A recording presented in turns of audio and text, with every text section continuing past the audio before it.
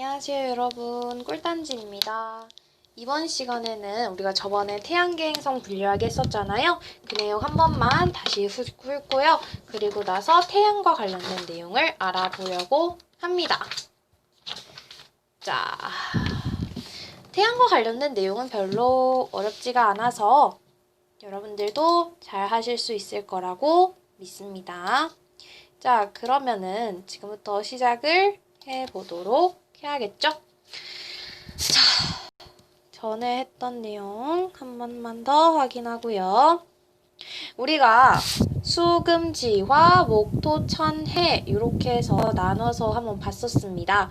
자, 우리가 첫 번째 기준으로 해서 나눴던 게 뭐였나요? 그렇죠. 요렇게 지구를 기준으로 이렇게 나눠서 지구 안에 있는 거는 내행성, 그리고 지구의 그 공전궤도 밖에 있는 것은 외행성이라고 했고요. 두 번째 기준은 이렇게 나눠서 뭘 기준으로 했냐면 우리가 이 지구에서 눈으로 관측 가능한 행성과 그리고 망원경으로 관측을 해야만 보이는 행성 두 가지로 이렇게 나눴었어요. 그리고 마지막은 이렇게 나눠서 요만큼은 지구형 행성, 요만큼은 목성형 행성으로 나뉘어서 우리가 이렇게 지구형 행성과 목성형 행성으로 나누어 보았습니다.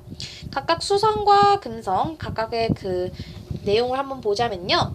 수성은 태양과 가장 가까이에 있는 행성으로서 달보다 살짝 컸고요. 물이랑 대기가 거의 없기 때문에 어땠다? 낮과 밤의 온도차가 굉장히 심했다. 그리고 표면이 굉장히 울퉁불퉁해서 운석 구덩이가 굉장히 많았기 때문에 표면이 달과 비슷하다. 금성은 크기와 질량이 지구와 비슷했어요. 맞나요? 그리고 이산화탄소로 이루어진 이산화탄소로 그 대기가 이루어져 있기 때문에 굉장히 더웠어요. 그죠? 그래서 표면 온도가 470도나 됐다는 거. 그리고 표면에는 뭐 운석 구덩이나 화산이 있었고 지구는 뛰어넘었어요. 화성은 제가 말했죠? 원래 있던 토양에다가 그 산화철이 섞여져 있어서 붉은색이 난다.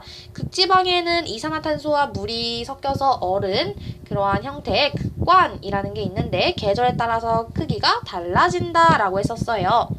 과거에 물이 흐른 흔적이 있었고 대기가 희박해요. 지구의 약 100분의 1배. 자, 다음 보겠습니다. 목성입니다. 목성은 여러 개의 위성을 가지고 있었습니다. 이 중에서 가장 큰 행성이었고요. 고리가 있었죠. 굉장히 희미하였다. 그리고 대기의 소용돌이로 인해서 붉은 점인 대적점. 그래서 수소 헬륨으로 이루어져 있고요. 자전을 빠르게 해서 표면에 가로 줄무늬가 있었다. 토성도 여러 개의 위성을 가지고 있는데 태양계에서 두 번째로 큰 행성입니다. 파란 옅은 표면이 옅은 가로 줄무늬. 밀도가 가장 작다는 거. 가장 하면 무조건 암기해라. 자, 수소와 헬륨으로 이루어져 있고요. 뚜렷한 고리가 있습니다. 천왕성은요, 현재는 그 천체 만원경으로 발견된 최초의 행성이었습니다. 그리고 청록색을 띠고 고리가 희미했다. 여러 개의 위성이 있다. 자전축이 공전 궤도와 거의 나란해서 누워서 구른다고 했어요.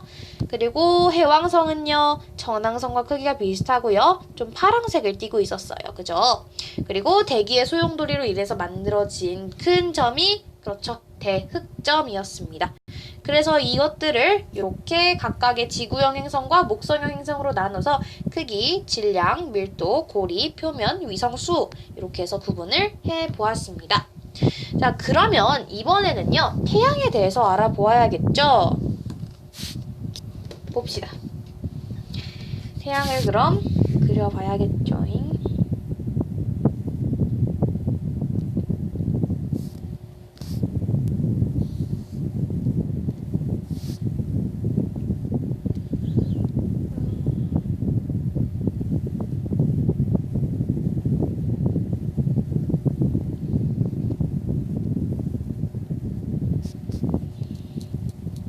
네, 이게 바로 뭐다? 태양이다.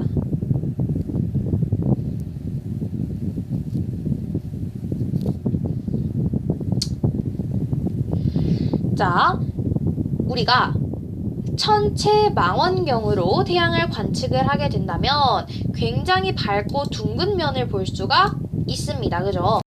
근데 이 둥근 면이 바로 이 태양의 표면인 뭐다? 광구라고 합니다. 요게 태양의 표면인 광구라고 이야기를 한다는 겁니다. 광구의 온도는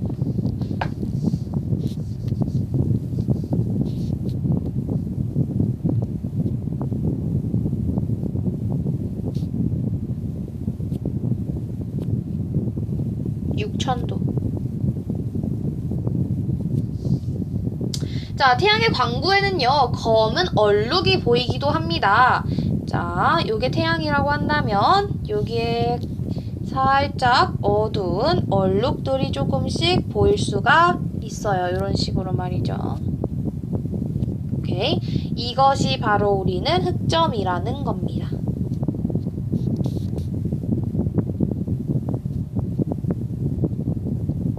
흑점. 여러분, 아시죠? 이거 아닙니다. 흑점이에요, 흑점. 그리고 광구에는 쌀알을 뿌려놓은 듯한 어떠한 무늬가 나타나게 되는데 우리는 이것을 쌀알 무늬라고 이야기를 합니다. 쌀알 무늬는 제가 그릴 수가 없어서 표현을 해놓을게요.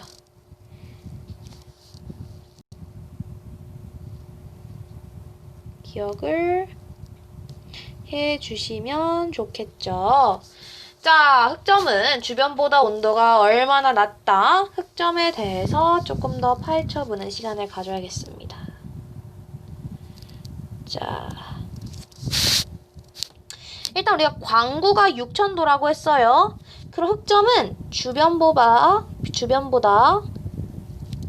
온도가 낮아요. 약 2000도가 낮아요. 그래서 흑점은 몇 도다? 4000도 정도, 약 4000도입니다. 오케이. 약 4000도. 그리고 상대적으로 어둡게 보입니다.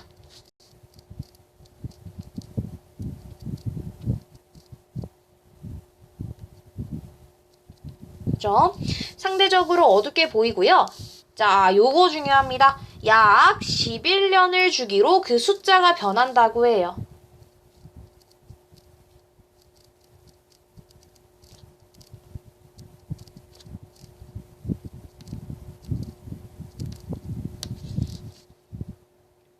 자, 우리가 흑점을 매일매일 관측을 하다 보면 점점점 모양과 크기가 변한다고 합니다. 이거를 제가 사진 자료를 가지고 와볼게요. 자, 제가 혹시 몰라서 이걸 태양을 다시 본떠왔는데요.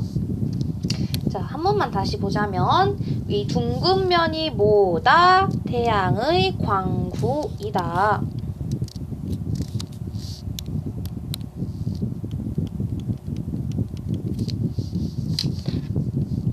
그리고 광구는 약 몇 도? 잘 안 보이네요.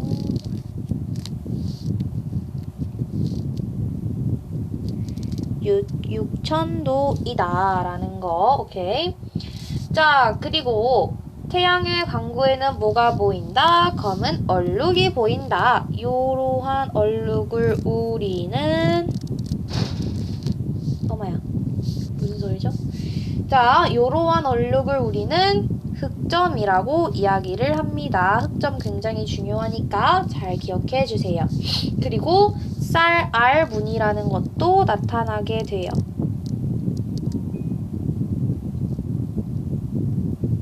쌀알 무늬라는 것은 광구에 쌀알을 뿌려놓은 듯한 모습이 나타나는 것을 쌀알 무늬라고 이야기를 합니다. 자, 흑점은요, 주변보다 온도가 낮아요. 약 2000도가 낮기 때문에 흑점의 온도는 약 4000도라고 예측을 하고 있어요. 그리고 온도가 낮아서 상대적으로 어둡게 보인다고 합니다.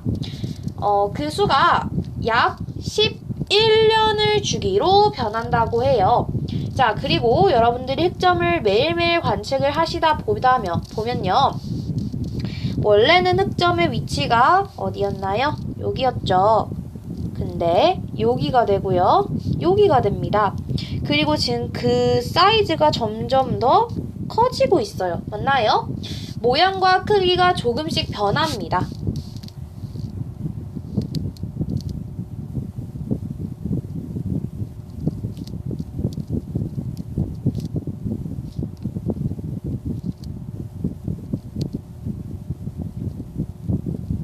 조금씩 변화한다.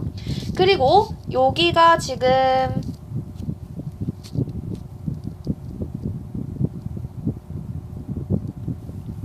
동쪽이고 서쪽이라고 한다면, 그러니까 여기 지금 이 그림 입장에서 얘는 동에서 서로 이동을 하고 있다는 사실까지 우리가 캐치할 수가 있어요. 동에서 서로 이렇게 동에서 서로 이동을 하는구나. 이 이유는 태양이 자전하기 때문입니다. 이유는 태양이 자전을 하기 때문에 어디서 어디로? 동에서 서로 자전이라는 것을 하기 때문입니다. 동에서 서로 이동하는 것은 태양이 자전한다는 것이고, 자, 여러분 이것도 알아주셔야 돼요. 흑점이 이동 속도가, 우리가 태양을 이렇게 보자면 흑점은 보통 여기에 많이 있어요.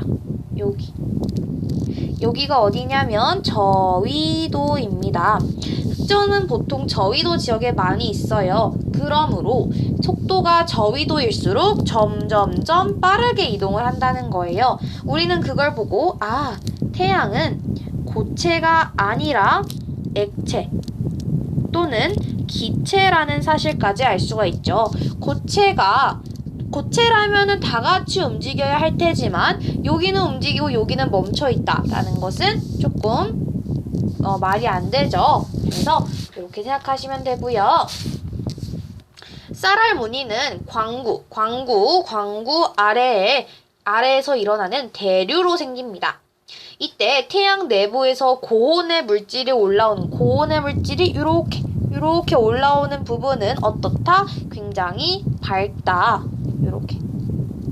밝다를 이렇게 표현을 해볼게요. 그리고 표면에서 냉각된 물질이 내려가겠죠. 우리가 냉각이라고 하면은 보통 파란색을 떠오르니까 이렇게 내려가는 것은 보통 어두워요. 오케이. 그리고 이것도 말해드리자면요. 흑점은, 이것도 같이 연관해서 생각하시면 쉬우실 것 같아요. 흑점은 주변보다 온도가 낮아서 상대적으로 어둡게 보인다고 했어요. 그것도 비슷한 이유겠죠? 자,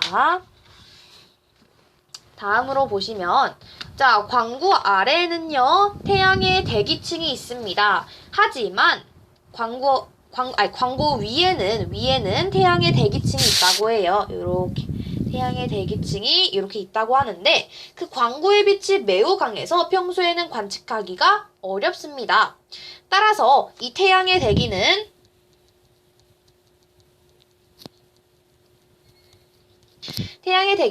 특별한 관측 장비를 이용하거나 개기일식이 일어날 때만 우리가 볼 수 있습니다. 오케이. 그래서 태양의 대기는 특별한 관측 장치,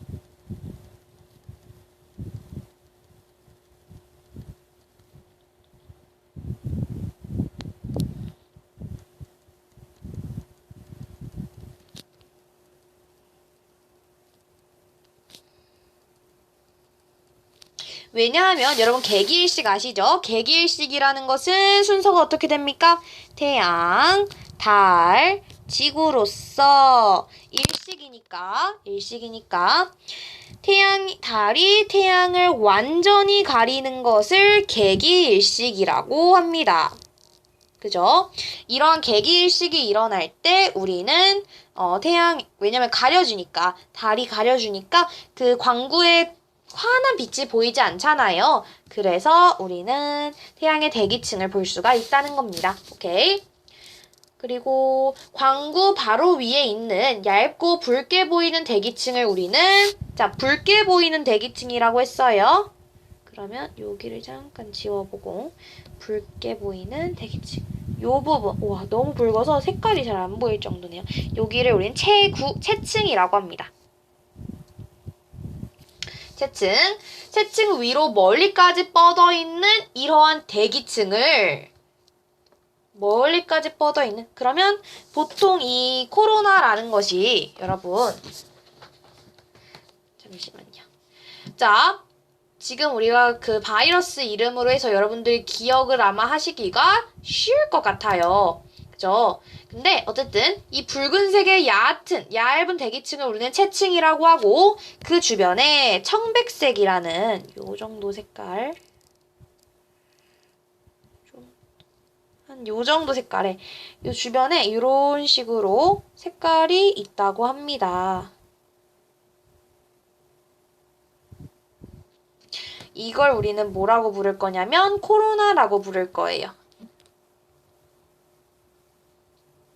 체층 주위에 체층 위로 있는 청백색의 대기층입니다. 코로나는 그러니까 대기층이라는 거예요. 기억하기 쉬우시겠죠?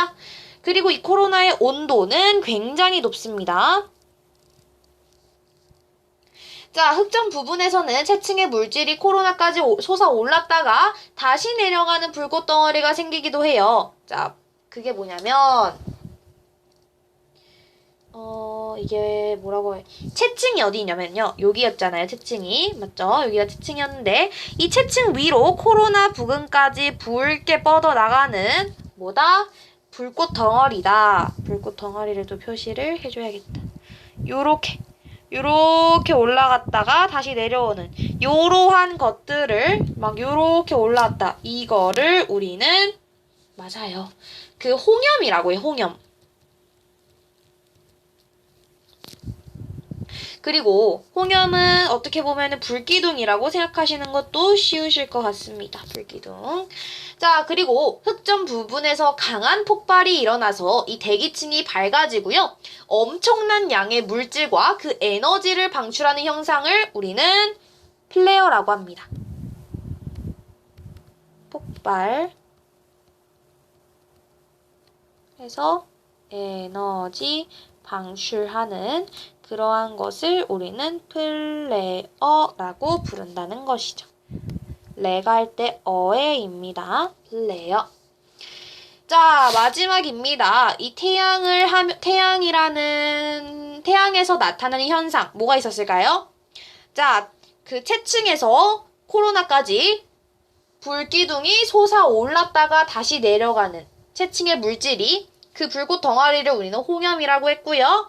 그리고 그 태양 광구 위에 그 태양의 대기층, 그 대기층을 바로 체층이라고 합니다. 얇고 붉게 보이는 거. 그리고 체층 위로 멀리 퍼져 있는 청백색의 그 대기층을 우리는 코로나라고 이야기를 했어요. 마지막으로 그 흑점 부분에서 강한 폭발이 일어나서 많은 에너지 그리고 엄청난 양의 물질들을 방출하는 현상을 플레어라고 얘기했습니다. 태양에서는 전기를 띤 입자들이 우주 공간으로 끊임없이 방출이 되는데요. 이 입자의 흐름, 자, 중요한 용어가 나옵니다.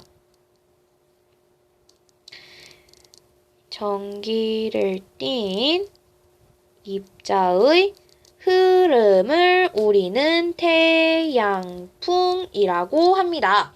태양의 활동이 활발해지면 흑점수가 늘어나고요. 코로나의 크기가 커집니다. 또한 홍염과 플레어도 자주 발생하게 되는데요. 이 내용 정리해 드려야겠죠.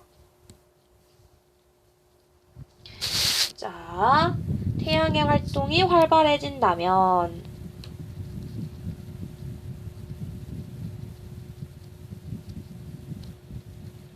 어떤 일이 발생한다? 흑점의 수가 늘어납니다. 자, 그리고 코로나의 크기가 커지겠죠? 자, 그리고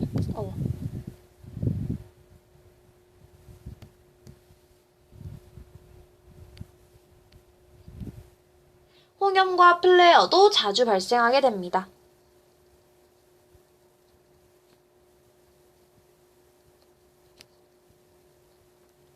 각각 뭔지는 아시죠? 태양의 활동을 해봐야지면 흑점, 그 검은색 점 있잖아요. 그것도 그 수가 많아지고요. 코로나, 태양 주위에 있는 청백색의 대기층이라는 코로나의 크기가 커집니다. 또한 홍염, 우리가 홍염이라고 하면요. 약간, 그렇게 생각하시면 돼요. 불기둥이라고 생각하시면 되고, 플레어는 폭발. 그렇게 생각하시면 되는데, 이때 태양풍이 더 강해집니다. 이때 태양풍이 강해져요.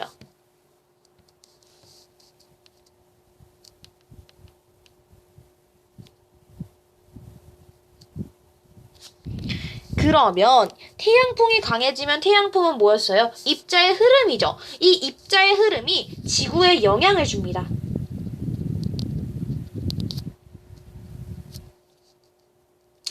과학자들은 태양풍으로 생기는 피해를 줄이거나 예방하기 위해서 태양에 나타나는 이상현상을 관측을 실시간으로 하고 있어요. 실시간으로 지금 홍영이 발생하고 플레어가 발생하고 코로나의 피해가 커졌고 흑점의 수가 늘어나는 걸 실시간으로 관측을 하고 있는데 이것을 바탕으로 우주환경의 변화를 예보하는 그러한 우주환경 예보 시스템을 구축을 해서 태양활동 정보를 전 세계에 전달하고 있습니다. 자, 그랬을 때 지구에서 나타나는 현상들 안 볼 수가 없겠죠.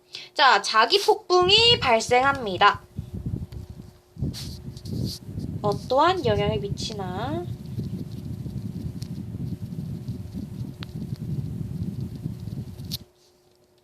자, 여러분 델린저 현상이라고 하면요. 무선 통신 장애라는 것을 알아두시면 돼요.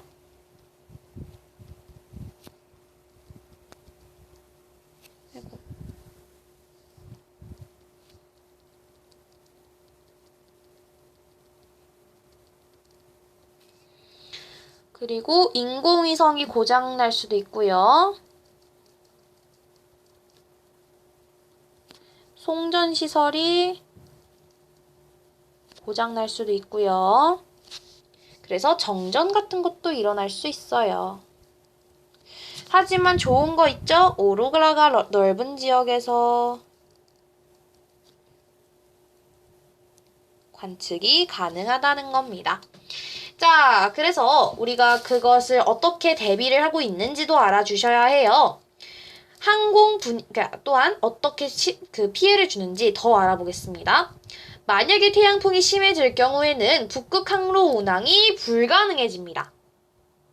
오케이? 그리고 비행기의 승객이 방사선에 노출될 수도 있다는 항공 분야에 피해가 있어요. 오로라는요, 제가 말씀드렸죠? 태양풍이 대기 중에 공기 분자와 충돌을 하게 된다면 빛을 내면서 오로라가 생깁니다.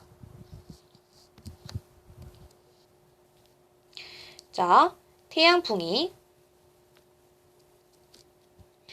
대기 중에 공기 분자와 뭐하면 충돌하면 오로라가 생기게 됩니다.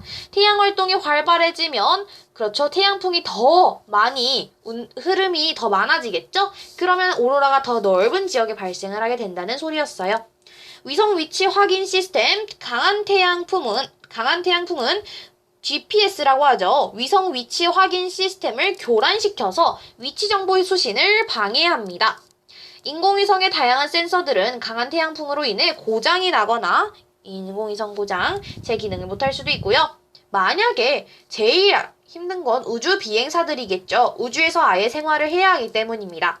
우주 비행사가 태양풍 입자에 노출될 때 그의 세포가 손상될 수 있고요. 심한 경우에는 생명을 잃을 수까지 있는 굉장히 위험한 것이라고 알아두시면 됩니다.